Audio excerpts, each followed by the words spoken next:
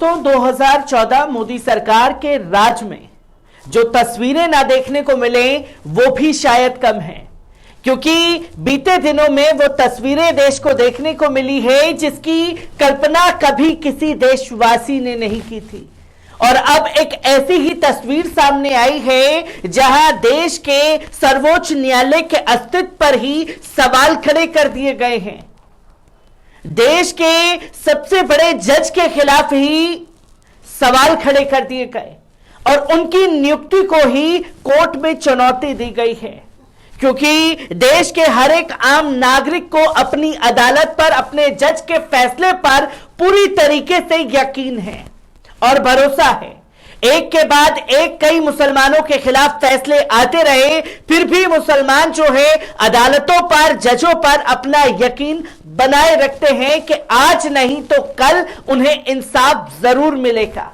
पर अब इंसाफ की मोहर लगाने वाले जज ही कटघरे में खड़े कर दिए गए, जहां सीजीआई चंद्रचूड़ के खिलाफ कोर्ट में याचिका डाली गई है। और कैसे तमाम लोगों की अकड़ को निकालने का काम जज के द्वारा किया गया है, यह भी अहम सवाल खड़ा हो जाता है।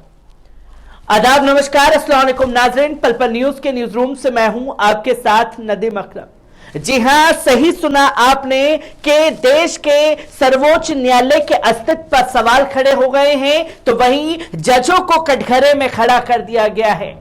किस तरीके से यह हैरान कर देने वाला मामला सामने आया है, एक बार इस पूरी रिपोर्ट पर नजर डालते हैं।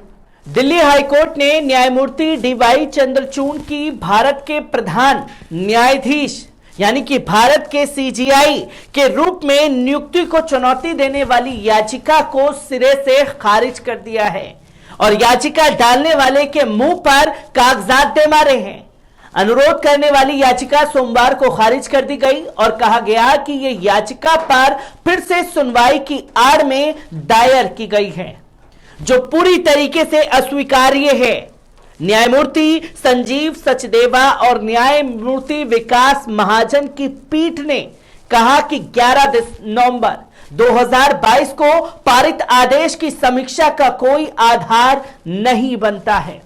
दिल्ली हाईकोर्ट की एक अन्य पीठ ने पिछले साल 11 नवंबर को न्यायमूर्ति चंद्रचूड़ की नियुक्ति को चुनौती देने वाली जनहित याचिका को सिरे से खारिज कर दिया और याचिकाकर्ता पर ही 1 लाख रुपए का जुर्माना लगा दिया।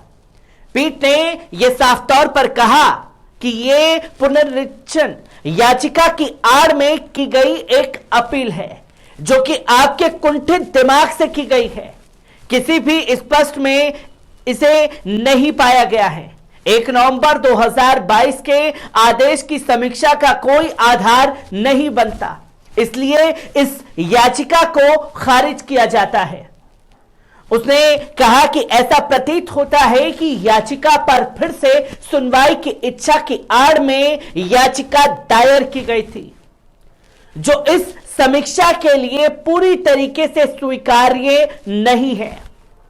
अदालत ने संजीव कुमार तिवारी द्वारा दायर जनहित याचिका को पिछले साल खारिज करते हुए याचिकाकर्ता पर 1 लाख रुपए का जुर्माना भी लगाया था। अब पीठ ने जनहित याचिका को खारिज करते हुए कहा था कि सार्वजनिक विश्वास के साथ संवैधानिक पदों पर आसीन अधिकारियों की नियुक्ति को जनहित के नाम पर स्वयंभू योद्धाओं द्वारा काल्पनिक आरोपों के आधार पर अपमानित करने की छूट नहीं दी जा सकती। याचिकाकर्ता ने अपनी इस याचिका में पूर्व के आदेश को दरकिनार करने एवं लगाए गए जुर्माने को माफ करने का भी अनुरोध किया था, जहां याचिकाकर्ता ने इस याचिका पर सुनवाई के दौरान आरोप लगाया कि उसे पिछली पीठ ने याचिका पढ़ने की अनुमति तक नहीं दी थी और उसके मित्रों को मामले पर सुनवाई के दौरान अदालत परिसर में प्रवेश करने की अनुमति भी नहीं दी गई थी। इस पर न्यायमूर्ति सचदेवा ने यह साफ तौर पर कहा कि जब पीठ किसी मामले की सुनवाई के लिए बैठती है तो वे फाइल को पहले ही देख चुकी होती हैं और चूंकि मामले पर बहस याचिकाकर्ताओं को करनी होती है तो उसके मित्रों की यहां आवश्यकता नहीं होती। हाईकोर्ट ने साफ तौर पर कहा कि समीक्षा के लिए कोई आधार नहीं बनता है और यदि याचिकाकर्ता चाहे तो वे उपयुक्त अदालत में अपील दायर कर भी सकता है। अदालत ने यह साफ तौर पर कहा कि आप जो भी बहस कर रहे हैं वे इस याचिका के दायरे में कतई नहीं आती। आपको संविधान से पता चल जाएगा कि आपको उचित उपाय के लिए किसके पास जाना चाहिए। पहले इसके मायने पता करके आइए। हमारा काम सलाह देना नहीं है, निर्णय लेना है। आप अपील दायर करें क्योंकि समीक्षा का मामला हमारा नहीं बनता। याचिकाकर्ता ने साफ तौर पर कहा कि पिछली पीठ के न्यायाधीश अंग्रेजी में जवाब दे रहे थे जबकि वे हिंदी में ही बहस कर रहा था और उसे हिंदी में आदेश के प्रति नहीं दी गई जो असंवैधानिक है। इस पर न्यायमूर्ति सचदेवा ने कहा कि आपको अंग्रेजी नहीं आती तो इसमें जजों का कसूर क्या है। आप पहले अपनी अंग्रेजी को दुरुस्त करके हमारे पास आइए तब याचिका डालिए। आप कहते हैं कि आप संविधान के जानकार हैं, आपको इसमें इसका कारण मिल जाएगा। याचिकाकर्ता हिंदी में अपने मामले पर बहस कर रहा था तो पीठ भी उसे उसी भाषा में जवाब देगी। यह जिम्मेदारी जजों की नहीं है। पीठ ने साफ तौर पर कहा कि भारत में कितनी भाषाएं हैं और आप उन लोगों से कैसे बात करेंगे जो हिंदी नहीं बोलते। तिवारी ने साफ तौर पर कहा कि उन्हें हिंदी या संस्कृत में संवाद करना चाहिए क्योंकि सभी भारतीय भाषाओं का उद्भव संस्कृत से हुआ है और उन्हें अंग्रेजी का उपयोग नहीं करना चाहिए। इस पर पीठ ने लताड़ते हुए कहा कि क्या आप उन सभी को संस्कृत पढ़ाएंगे जिन्हें संस्कृत नहीं आती। इससे पहले इस मामले पर नवंबर में फैसला सुनाने वाली मुख्य न्यायाधीश सतीश चंद्र शर्मा और न्यायमूर्ति सुब्रमण्यम प्रसाद की पीठ ने इस याचिका पर सुनवाई से 13 जनवरी को खुद को अलग भी कर लिया। पीठ ने साफ तौर पर कहा कि याचिका में उनके खिलाफ कुछ आरोप भी लगाए गए हैं, इसलिए वे इस मामले की सुनवाई नहीं कर सकती।